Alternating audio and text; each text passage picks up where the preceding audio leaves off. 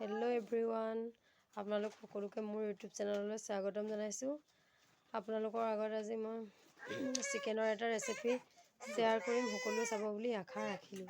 এইখিনি বনাবৰ কাৰণে কাটি লোৱা দুটা পিঁয়াজ, থেতেলিয়াই লোৱা আদা নহৰু, জালুকৰ গুড়া, জলকীয়া দুটা, মছলা আৰু কাটি লোৱা আলু 3টা আৰু এইখিনি ধুই লোৱা চিকেনখিনি। কেৰাহীখন গৰম হোৱাৰ পাছত এনেদৰে মিঠাতেল দি ল'ব। মিঠাতেলখিনি গৰম হোৱাৰ পাছত কাটি লোৱা পিঁয়াজখিনি এনেদৰে দি দিব। পিঁয়াজখিনি অলপ ৰঙচুৱা হোৱালৈকে লৰাই থাকিব। ইয়াৰ পাছত থেতেলিয়াই লোৱা আদা নহৰুখিনি দি দিব।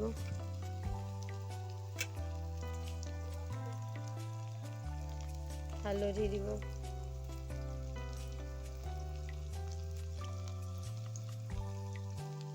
হালধি দি লৰাই দিব। ইয়াৰ পাছত মছলাখিনি দিব। যোনে যিমান পৰিমাণৰ খায়, মছলা আমি কমকৈ খাওঁ, সেইটো কাৰণে কমকৈ দিছোঁ।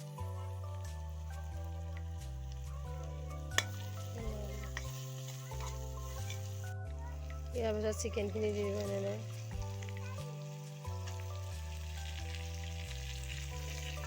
অলপ সময় লৰাই দিব যাতে ভালদৰে লাগি যায়।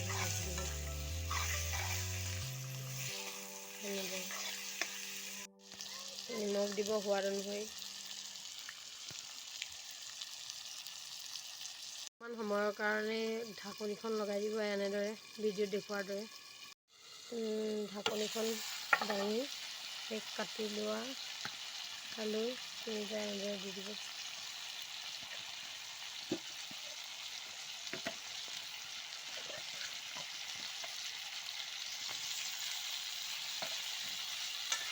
তাৰপিছত ভালদৰে এনেদৰে লৰাই দিব।